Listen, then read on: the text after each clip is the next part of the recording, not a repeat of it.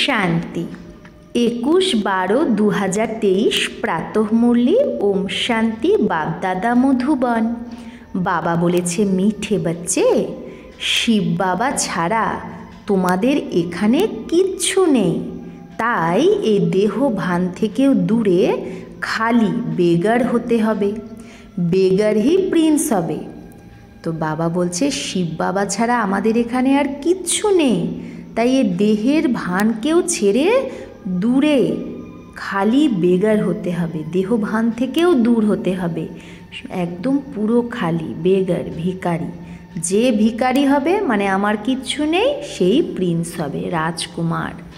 প্রশ্ন, ড্রামার যথার্থ নলেজ কোন খেয়ালত সমাপ্ত কর দেতি है? ড্রামার যথার্থ নলেজ থাকলে আমাদের কোন চিন্তা সমাপ্ত হয়ে যায়?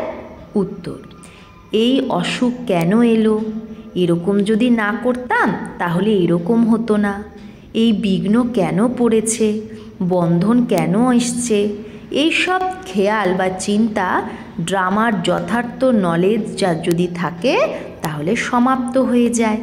কারণ ড্রামা অনুসারে যা হওয়ার সেটাই হচ্ছে, কল্প আগেও এরকমই হয়েছিল, পুরানো শরীর এটা, তাই একে জোড়াতালি দিয়েই চালাতে হবে। তাই কোনো চিন্তা আমাদের চলতে পারে না যে এটা কেন হলো, এটা যদি না করতাম এটা হতো, এরকম কোনো চিন্তাই আসতে পারে না। 5000 বছর আগে যা হয়েছিল সেটাই হচ্ছে, আর এটা পুরানো শরীর, এটা জোড়াতালি তো লাগিয়েই চলতে হবে। গীত, हमें उन राहों पर चलना है, ওম শান্তি। ওই রাস্তায় চলতে হবে। তো কোন রাস্তায়? আর রাস্তা কে বলে? বাচ্চারা জানে যে আমরা কার রায়ে চলি, রায় বলো, রায় বা শ্রীমত বলো, একই কথা। তাই বাবা বলছে রায় বলো বা রাহ বলো, রায় বলো বা রাস্তা বলো বা শ্রীমত বলো, কথা একই। এখন শ্রীমতে চলতে হবে, কিন্তু শ্রীমত কার? লেখা আছে শ্রীমদ্ ভগবদ গীতা, তো নিশ্চয় শ্রীমতের দিকে আমাদের বুদ্ধিযোগী যাবে। এখন তোমরা বাচ্চারা কার ইয়াদে বসে আছো? যদি শ্রীকৃষ্ণ বলো তো উनको वहाँ याद करना पड़े, সত্য যুগে তাকে ইয়াদ করতে হবে। তোমরা বাচ্চারা শ্রীকৃষ্ণকে ইয়াদ করো কি করো না?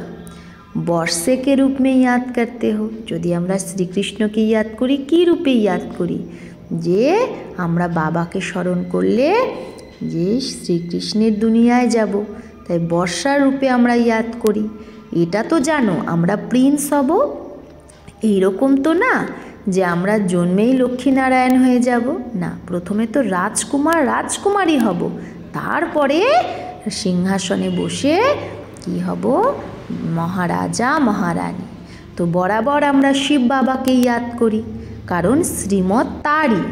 শ্রীকৃষ্ণ ভগবানুবাদ যারা বলে তারা তো শ্রীকৃষ্ণকেই স্মরণ করে, কিন্তু শ্রীকৃষ্ণকে কোথায় স্মরণ করবে? তাকে তো ইয়াদ করা হয় বৈকুণ্ঠে। তো মন মনা ভব অক্ষর শ্রীকৃষ্ণ বলতে পারে না, মধ্যাজি ভব বলতে পারে, কারণ শ্রীকৃষ্ণ মধ্যে মানে সত্য যুগে যাবে, কিন্তু শ্রীকৃষ্ণ তো এখন বলতে পারবে না দেহ সহিত সব ধর্ম ছেড়ে এক আমাকে স্মরণ করো, কারণ শ্রীকৃষ্ণের তো নিজেরই দেহ আছে। তো মুঝে ইয়াদ করো এটা শ্রীকৃষ্ণ বলতে পারবে না, কারণ সে তো বৈকুণ্ঠে আছে, দুনিয়া এই কথাগুলোকে জানে না। বাবা বলে বাচ্চা এগুলো সব শাস্ত্র ভক্তি মার্গের, সব ধর্মশাস্ত্রে গীতাও চলে আসে, তো সব ধর্মশাস্ত্রের মধ্যে গীতাও চলে আসে। বরাবর গীতা ভারতের ধর্মশাস্ত্র, বাস্তবে তো এগুলো সব সবই কা শাস্ত্র হে, সব কিছুরই এগুলো গীতাই মেন শাস্ত্র। বলাও হয় শ্রীমৎ সর্বশাস্ত্রময়ী শিরোমণি গীতা, মানে সব থেকে উত্তম হলো শিব বাবা, শ্রী শ্রী, শ্রেষ্ঠ থেকে শ্রেষ্ঠ। শ্রীকৃষ্ণকে কখনো শ্রী শ্রী বলবে না, শ্রী শ্রীকৃষ্ণ বা শ্রী শ্রী রাম বলবে না, তাদের শুধু শ্রী বলবে, মানে শুধু শ্রেষ্ঠ। আর বাবা হলো শ্রেষ্ঠতে শ্রেষ্ঠ, সে এসে আবার শ্রেষ্ঠ দেবী দেবতাদের বানায়। শ্রেষ্ঠ থেকে শ্রেষ্ঠ হলো ভগবান, শ্রী শ্রী অর্থাৎ সব থেকে শ্রেষ্ঠ। তো যে শ্রেষ্ঠ তারই নাম বলা হয়। শ্রেষ্ঠ তো নিশ্চয়ই দেবী দেবতাদের বলবে, যারা এখন নেই। আজকাল শ্রেষ্ঠ কাকে ভাবে? এখনকার লিডার আদিদের কত সম্মান করে, কিন্তু তাদের শ্রী তো বলতে পারবে না। মহাত্মা আদিকেও শ্রী অক্ষর দিতে পারবে না। এখন তোমাদের উঁচু থেকে উঁচু পরমাত্মার থেকে জ্ঞান প্রাপ্ত হচ্ছে।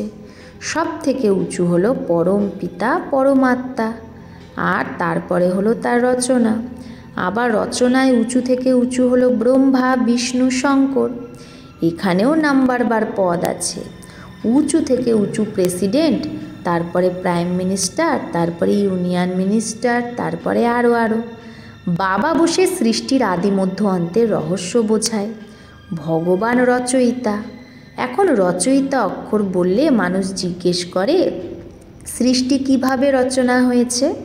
তাই এটা নিশ্চয় বলতে হবে যে ত্রিমূর্তি শিব হলো রচয়িতা।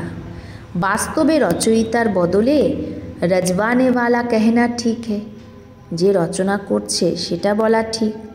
কারণ ব্রহ্মা দ্বারা দেবী কুলে স্থাপনা করায় বাবা। ব্রহ্মা দ্বারা স্থাপনা কিসের? দৈবী সম্প্রদায়ের। শিব বাবা বলে এখন তোমরা হলে ব্রহ্মার ব্রাহ্মণ সম্প্রদায়, আর তারা তো হলো আসুরি সম্প্রদায়। তোমরা হলে ঈশ্বরীয় সম্প্রদায়। এরপরে তোমরা দৈবী সম্প্রদায় হবে। বাবা ব্রহ্মা দ্বারা সব বেদশাস্ত্রের সারও বোঝায়। মানুষ অনেক কনফিউজড হয়ে আছে, কত মাথা মারতে থাকে যাতে বার্থ কন্ট্রোল হয়, জন্ম নিয়ন্ত্রণ হয়। বাবা বলে আমি এসে ভারতের এই সার্ভিস করছি। এখানে তো হলোই তমপ্রধান মনুষ্য, 10-12টা বাচ্চাও জন্ম দেয়। ঝাড় বৃদ্ধিকে তো অবশ্যই পাবে, পাতা বেরোতেই থাকে। এর কোনো কন্ট্রোল কেউ করতে পারে না। সত্যযুগে কন্ট্রোল আছে। এক বাচ্চা এক বাচ্চি বাস। সত্যযুগে প্রত্যেকের একটা ছেলে একটা মেয়ে হবে, ব্যাস। এই কথাগুলো তোমরা বাচ্চারাই বোঝো। আগে চল আতে রহেঙ্গে। যত দিন যাবে মানুষ আসতে থাকবে আর এই জ্ঞানটা বুঝতে থাকবে। গাওয়াও হয় অতীন্দ্রিয় সুখ, গোপ গোপীদের জিজ্ঞেস করো। এখানে যখন তোমরা সম্মুখে শোনো তো সুখের ভাষণা হয়। আবার ধান্দা ধৌরিতে গেলে এতটা সুখ অনুভব হয় না। এখানে তোমাদেরকে ত্রিকালদর্শী বানানো হয়। ত্রিকালদর্শীকে সদর্শন চক্রধারীও বলে। মানুষ বলে অমুক মহাত্মা ত্রিকালদর্শী ছিল। তোমরা বলো বৈকুণ্ঠনাথ রাধাকৃষ্ণকেও সদর্শন চক্রের বা 3 কালের নলেজ ছিল না। তো আমরা কি বলি? বৈকুণ্ঠনাথ রাধাকৃষ্ণেরও সদর্শন চক্রের নলেজ বা 3 কালের নলেজ ছিল না। তো কোনো মহাত্মা কী করে ত্রিকালদর্শী হবে? কৃষ্ণ তো সবার পেয়ারা, সত্যযুগের ফার্স্ট প্রিন্স। কিন্তু মানুষ না বোঝার কারণে বলে দেয় তুমি শ্রীকৃষ্ণকে ভগবান মানো না, তার মানে তুমি নাস্তিক, আর বিঘ্ন সৃষ্টি করে। অবিনাশী জ্ঞানযোগে বিঘ্ন পড়তেই থাকে। কন্যাদের মাতাদের ওপরে বিঘ্ন আসে। বান্ধেলিয়া কত সহন করে, যারা বন্ধনযুক্ত তারা কত সহ্য করে অত্যাচার। তো বোঝা উচিত ড্রামা অনুসারে আমার পার্ট এরকমই। বিঘ্ন যদি পড়েও তাহলে এইরকম চিন্তা আসা উচিত না যে এরকম না করলে এরকম হতো, এরকম যদি না করতাম তাহলে জ্বর আসতো না, তাহলে এই অসুখ হতো না, আমি এইরকম ऐसे नहीं कह सकते। এরকম আমরা বলতে পারি না, এটা না করলে এটা হতো, এটা যদি হতো এটা হতো। ড্রামা অনুসারে এটা করেছে, কল্প আগেও করেছিল, তবেই তো কষ্ট হয়েছে। পুরানো শরীরকে তো জোড়াতালি লাগাতেই হবে, অন্ত পর্যন্ত মেরামত হতে থাকবে এই শরীর। এটাও আত্মার পুরানো মকান, তাই না? আমাদের এই শরীরটা আত্মার পুরানো মকান। আত্মা বলে আমিও অনেক পুরানো, আমার মধ্যেও কোনো শক্তি নেই। শক্তি না হওয়ার কারণে কমজোর মানুষ দুঃখ ভোগ করে। মায়া কমজোরকে অনেক দুঃখ দেয়। আমরা ভারতবাসীদের বরাবর মায়া খুব কমজোর করে দিয়েছে। আমরা অনেক তাকত শক্তি সম্পন্ন ছিলাম, আবার মায়া কমজোর বানিয়ে দিয়েছে। এখন আবার তার উপর জিত পাই তো মায়াও আবার আমাদের দুশ্মন হয়ে যায়। ভারতকেই জাস্তি দুঃখ দেয়, ভারতই বেশি দুঃখ পায়, সবার থেকে ধার নেয়। ভারত একদম পুরানো হয়ে গেছে। যে একদম ধনবান ছিল তাকেই অনেক বেগার হতে হয়, আবার বেগার থেকে প্রিন্স। বাবা বলে এই শরীরের ভান থেকেও দূরে খালি হয়ে যাও, তোমাদের এখানে কিচ্ছু নেই। এক শিব বাবা, দ্বিতীয় আর কেউ নেই, তো তোমাদের অনেক বেগার হতে হবে। যুক্তিও বাবা বলতে থাকে। জনকের উদাহরণ, গৃহস্থ ব্যবহারে থেকে কমল সমান থাকতে হবে, শ্রীমতে চলতে হবে, সব কিছু সারেন্ডারও করে দিতে হবে। জনক সব কিছু দিয়েছিল, তারপরে তাকে বলেছিল যে নিজের সম্পত্তি তুমি সামলাও, কিন্তু ট্রাস্টি হয়ে থাকো। হরিশ্চন্দ্রেরও দৃষ্টান্ত আছে। বাবা বোঝায়, বাচ্চা তুমি যদি বীজ না বপন করো তো তোমার পথ কম হয়ে যাবে। বীজ বপন মানে কাউকে জ্ঞান না দাও। ফলো ফাদার, তোমাদের সামনে এই দাদা বসে আছে, একদমই শিব বাবা আর শিব শক্তিদের ট্রাস্টি বানিয়েছে, তাই না? ব্রহ্মা বাবা শিব বাবা আর শিব শক্তিদের ট্রাস্টি বানিয়ে দিয়েছে। শিব বাবা থোড়েই বসে সামলাবে, তো ইয়া আপনে पर थोड़ी ही बलि चढ़ेगा। তো ব্রহ্মা বাবা কি নিজের ওপর থোড়েই বলি চড়বে? তাকে তো মাতাদের ওপর বলি চড়তে হয়, মাতাদেরই আগে করতে হবে। বাবা এসে জ্ঞান অমৃতের কলস মাতাদেরকেই দেয়, যাতে মানুষকে দেবতা বানায়। লক্ষ্মীকে দেয় না। এই সময় সেই লক্ষ্মী কি এই সঙ্গম যুগে জগদম্বা, সত্য যুগে হবে লক্ষ্মী। জগদম্বার গীত কত ভালো বানানো আছে, তার অনেক মান্যতা। সেই সৌভাগ্য বিধাতা কীরকম, সে ধন কি করে পেল? ব্রহ্মার থেকে নাকি কৃষ্ণের থেকে?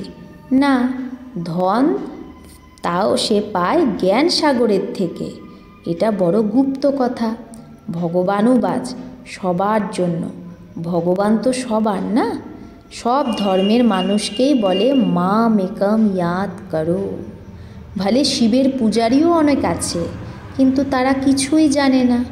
সেটা হলো ভক্তি। এখন তোমাদের জ্ঞান কে দেবে? Most beloved father. শ্রীকৃষ্ণকে এরকম বলবে না, তাকে তো সত্যযুগের প্রিন্স বলবে। ভালে শ্রীকৃষ্ণের পূজা করে, কিন্তু এই খেয়াল করে না যে সে সত্যযুগের প্রিন্স কিভাবে হবে। আগে আমরাও জানতাম না, তোমরা বাচ্চারা এখন জানো। বরাবর আমরা আবার প্রিন্সেস হব, তবেই তো আবার বড় হয়ে লক্ষ্মীনারায়ণকে বরণ করতে বা বিয়ে করতে পারবো না। যখন রাজকুমারী হব তারপরেই তো আবার বড় হয়ে আমরা লক্ষ্মীনারায়ণকে বরণ করব। এই নলেজ হলোই ভবিষ্যতের জন্য, এর ফল 21 জন্মের জন্য পাও। কৃষ্ণের জন্য বলবে না যে সে বর্ষা দেয়, বর্ষা বাবার থেকেই পাওয়া যায়। শিব বাবা রাজযোগ শেখায়, ব্রহ্মার মুখ দ্বারা হাজারো ব্রাহ্মণ বেরোয়, তারাই এই শিক্ষা পায়। শুধু তোমরা ব্রাহ্মণরাই হলে কল্পের সঙ্গম যুগের, বাকি সারা সৃষ্টি তো কলি যুগে আছে। তারা সবাই বলবে আমরা এখন কলি যুগে আছি, আর তোমরা বলবে আমরা সঙ্গমে আছি। এই কথাগুলো কোথাও নেই। এগুলো নতুন নতুন কথা মনের মধ্যে রেখে দিতে হবে, মানে বুদ্ধিতে রাখতে হবে। মুখ্য কথাই হলো বাবা আর বর্ষাকেই ইয়াদ করা। যদি পবিত্র না থাকো তো কখনোই যোগ লাগবে না। ল বলে না, তাই এত পদও পেতে পারো না। অল্প যোগ লাগালে স্বর্গে তো যাবে। বাবা বলে যদি পবিত্র না হও তো আমার কাছে আসতে পারবে না। বলে ঘরে বসেও স্বর্গে আসতে পারো, ভালো পথ পেতে পারো, কিন্তু তখনই যখন যোগে থাকবে আর পবিত্র হবে। পবিত্রতা ছাড়া যোগ লাগবে না। মায়া যোগ লাগাতেই দেবে না। সচ্চে দিল পর সাহেব রাজি হোগা। যার দিল সচ্চা তার উপরেই বাবা রাজি হবে। যে বিকারে যেতে থাকে আর বলে আমি শিব বাবাকে ইয়াদ করি, সেটা তো সে নিজের দিলকে নিজের মনকে খুশি করে, মুখ্য হলোই পবিত্রতা। বলে বার্থ কন্ট্রোল করো, বাচ্চা জন্ম দিও না। এটা তো হলোই তমপ্রধান দুনিয়া। এখন বাবা বার্থ কন্ট্রোল করাচ্ছে। তোমরা হলে সবাই কুমার কুমারী, তো এখানে বিকারের ব্যাপারই নেই। এখানে তো বিষের ওপর বাচ্চাদের কত বিষের কারণে সহন অত্যাচার সহ্য করতে হয়। বাবা বলে অনেক সামলে রাখতে হবে নিজেকে। এখানে এইরকম তো কেউ হবে না যে মদও খায়। বাবা বাচ্চাদের যে জিজ্ঞেস করে যে এগুলো থেকে নিজেকে সামলাতে হবে, আমার কোনো বাচ্চা তো এরকম হবে না এখানে যে মদ খায়।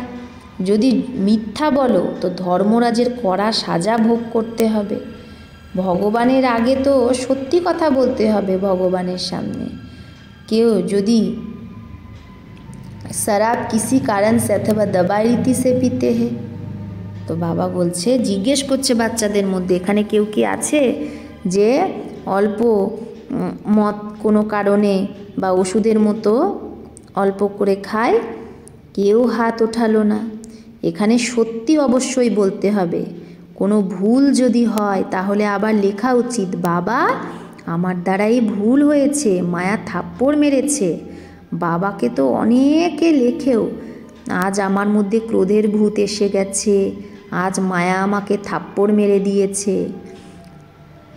আপকি তো মত হে, থাপ্পড় নেহি মারনা চাহিয়ে। তো অনেকে আবার তার বাচ্চাকে বা কাউকে হয়তো থাপ্পড় মেরে দিয়েছে, তো বাবার কাছে আবার সরিও চায়। বাবার কাছে চিঠি লেখে, বাবা তোমার তো মত যে কাউকে থাপ্পড় মারা উচিত না, তা আমি তো মেরেছি। তো দেখায় কৃষ্ণকে সে দড়ি দিয়ে বেঁধে রেখেছে। তো এগুলো তো সব মিথ্যা কথা। বাচ্চাদের ভালোবেসে অন্যকে শিক্ষা দেওয়া উচিত।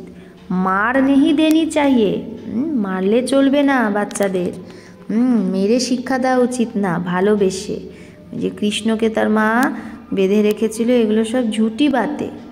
তো বাবা বলছে তুমি যদি তোমার বাচ্চাকে শিক্ষা দিতে চাও, যদি দুষ্টামি করে তাহলে তুমি তার খাওয়া বন্ধ করে দাও, মিষ্টি দিও না, এইরকম সুধারনা চাহিয়ে, এইরকমভাবে তাকে শুধরাও। থাপ্পড় মারা এগুলো হচ্ছে ক্রোধের নিশানি। সেটাও সবই মহাত্মা পর ক্রোধ করতে হে। তা বলছে তাও তুমি কার ওপর ক্রোধ করছো? মহাত্মার ওপর। মানে ছোট বাচ্চাকে মহাত্মার সমানই হয় না ছোট বাচ্চা, তাই থাপ্পড় মারা উচিত না। গালিও দিতে পারবে না। বাবা বলছে ছোট বাচ্চাকে গালিও দিতে পারবে না। এই রকম কর্ম করা উচিত না যাতে তোমার পরে মন খারাপ হয়, মনের মধ্যে এরকম হয় যে আমি এই বিকর্ম করেছি। যদি করেও থাকো তো তখনই লিখে দেওয়া উচিত, বাবা আমার দ্বারাই ভুল হয়েছে, আমাকে ক্ষমা করো, আর আমি এরপরে করব না কখনো। তবা করতে হে না। সেখানেও ধর্মরাজ সাজা দেয়। তো বাবার কাছে এখানেই বলে, বাবা আমি আর করব না।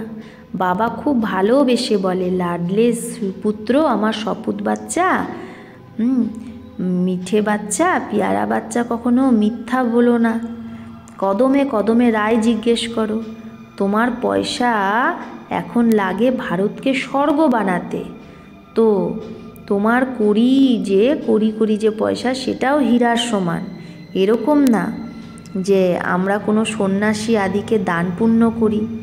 মানুষ হসপিটাল অথবা কলেজ আদি বানায় তো কি পায়? কলেজ খুললে পরের জন্মে ভালো বিদ্যা পায়, ধর্মশালা বানালে মহল পায়। এখানে তো তোমরা জন্মান্তরের জন্য বাবার থেকে বেহদের সুখ পাও, বেহদের আয়ু পাও। এর থেকে বড় আয়ু আর কোনো ধর্মের মানুষেরই হয় না। তো কম আয়ুও এখানে গোনা হয়। তো এখন বেহদের বাবাকে চলতে ফিরতে উঠতে বসতে ইয়াদ করলে তবেই খুশিতে থাকবে। কোনো কষ্ট হলে বাবাকে জিজ্ঞেস করো। बाकी এরকম थोड़ी गरीब होंगे कहेंगे बाबा हम तो आपके हैं, अब हम आपके पास बैठ जाते हैं। তো বাকি এরকম কি থরি যে গরিব যদি কেউ হয় সে বলবে বাবা আমি তো তোমারই, তাহলে তোমার এই যজ্ঞেই আমি বসে গেলাম, এখানেই থাকলাম। এরকম তো দুনিয়ায় অনেক গরিব আছে। সবাই যদি বলে আমাকে মধুবনে রেখে দাও, এরকম তো তাহলে লাখ লাখ মানুষ জড়ো হয়ে যাবে, এটাও নিয়ম নেই। তোমাদের গৃহস্থ ব্যবহারে থাকতে হবে, এখানে এরকমভাবে থাকা যায় না। ধান্দায় সদাই ঈশ্বরের অর্থে 1-2 পয়সা বের করে। বাবা বলে, আচ্ছা তুমি গরিব, কিচ্ছু বের করো না, নলেজটাকে তো বোঝো, মানে কিছু ধন দিও না, নলেজটাকে তো বোঝো, আর মনমনাভাব হয়ে যাও। তোমাদের মাম্মা কি দিয়েছিল, তাও তো সে জ্ঞানের তীখা গেছে না, তন মন দিয়ে সেবা করছে, এতে পয়সার ব্যাপার নেই। অনেকে बहुत बहुत करके 1 रुपया दे देना, तुम्हें साहूकार जितना मिल जाएगा। তাও বাবা বলছে, খুব বেশি তুমি তাহলে পারছো না যখন 1 টাকা দিও, তাহলেও তুমি ধনবানের মতোই পথ পাবে। ধনবান অনেক পয়সা দিয়েও যে ভাগ্য কামাই করছে, তুমি 1 টাকা দিয়েও সেই 1 পয়সা দিয়েও সেই পথ পাবে। প্রথমে নিজের গৃহস্থ ব্যবহারকে সামলাতে হবে, বাচ্চারা যেন দুঃখী না হয়। अच्छा, मीठे मीठे सिकिलधे बच्चों प्रति माता पिता बाप दादा का याद प्यार और गुड मॉर्निंग। वंदे मातरम, सलाम वालेकुम, जय जय जय हो तेरी, ओम शांति। तो हम रूहानी बच्चों की रूहानी माता पिता बाप दादा को याद प्यार गुड मॉर्निंग और वालेकुम अस्सलाम। धारणार जन्य मुख्य सार 1, এরকম কোনো কর্ম করা উচিত না যেটা করে পরে চিন্তা হয়, পশ্চাতাপ করতে হয়। মিথ্যা বলা উচিত না, সত্য বাবার কাছে সত্য থাকা উচিত। 2, ভারতকে স্বর্গ বানানোর জন্য নিজের এক এক কড়িও সফল করতে হবে। ব্রহ্মা বাবার সমান সারেন্ডার হয়ে ট্রাস্টি হয়ে থাকতে হবে। বরদান, প্রত্যেক আত্মার সম্পর্কে এসে সব প্রশ্ন থেকে পার যে থাকে সেই সদা প্রসন্নচিত ভব। তো প্রত্যেক আত্মার সম্পর্কে এসে সব প্রশ্ন থেকে যে পার থাকে সেই সদা প্রসন্নচিত্ত ভব।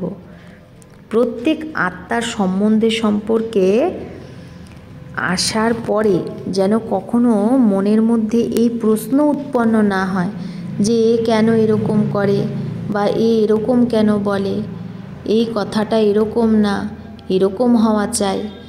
যে এই প্রশ্ন থেকে পার থাকে সেই সদা প্রসন্ন চিত্ত থাকে। কিন্তু যেই প্রশ্নের কিউ মানে প্রশ্নের লাইনে চলে যায়, রচনা তৈরি করে, তো উन्हें पालना भी करनी पड़ती है। যদি প্রশ্ন রচনা করে ফেলি তাহলে সে প্রশ্নের তখন পালনাও করতে হবে, মানে আরও বড় হয়ে যায়, সময় আর এনার্জিও তখন দিতে হয়। তাই এই ব্যর্থ রচনার বার্থ কন্ট্রোল করো, এই ব্যর্থ রচনা তুমি নিয়ন্ত্রণ করো, যে প্রশ্ন এনো না মনে। স্লোগান, নিজের নয়নে বিন্দুরূপ বাবাকে বসিয়ে নাও, তো আর কেউ সেখানে বসতে পারবে না। বাবা বলছে নিজের নয়নে বিন্দুরূপ বাবাকে বসিয়ে নাও, তো আর কেউ সেখানে বসতে পারবে না। আচ্ছা, ওম শান্তি।